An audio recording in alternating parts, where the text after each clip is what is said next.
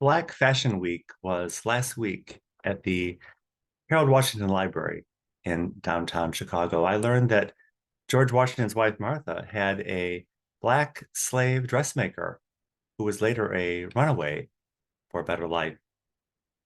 Also, that Mary Todd Lincoln shared a black dressmaker with the wife of Jefferson Davis. And Jackie Kennedy's wedding dress was made by a black woman. I guess before we had fast fashion, people were marginalized in other times and places in history. Halfway through the presentation, it occurred to me that because society, they really don't value art, fashion, or culture all that much, and that's why they often leave that to artists, musicians, and writers to fill the gap between what people think is valuable and what actually is valuable. Welcome to Sunday Coffee Hour.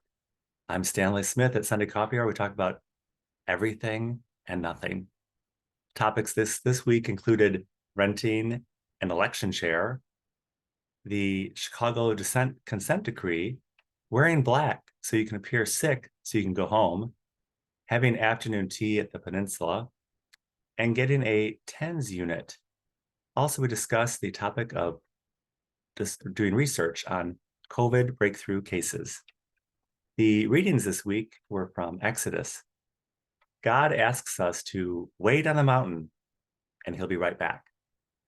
And from Peter, we don't need myth and conspiracy because we are the conspiracy.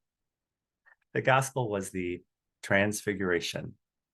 The sermon at Washington National Cathedral was in honor of historic Black colleges. Basically, the idea there was that it really doesn't matter how we got here because we're here. And we just need to adhere to values, morals, and the truth to have a valuable and worthwhile life. At St. James, the message was about we don't need to believe in the myth and conspiracy because we have the eyewitnesses. And the eyewitnesses, it's us. We are the conspiracy. We think it was Moses who went up to the mountain, but it was God himself who went up to the mountain for us. Instead of waiting for Moses to come down, we need to be the one who comes down. That's what God is waiting for. Get it? We can't be separated from God because that implies that someone separated us. And no one can do that but God. And God's simply not in that business. Our idea of truth colors our view of everything, including the Bible.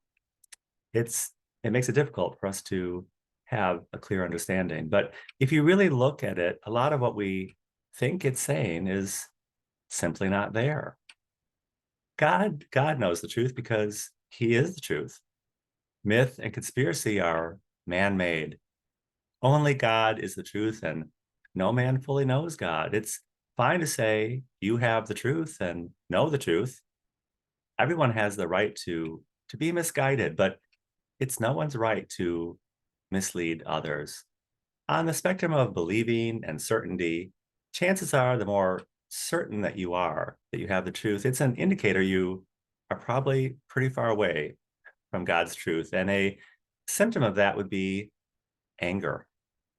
The closer you are to God and the truth, probably the more uncertain you might be. It's a paradox. Kind of like being told, wait here by the mountain and I'll be right back. If you would like to join us at Sunday Coffee Hour is every Sunday at 12 noon Central Time on Zoom. I will include my email in the description of this video. I'll be happy to send you an invitation. And I look forward to seeing you very, very soon.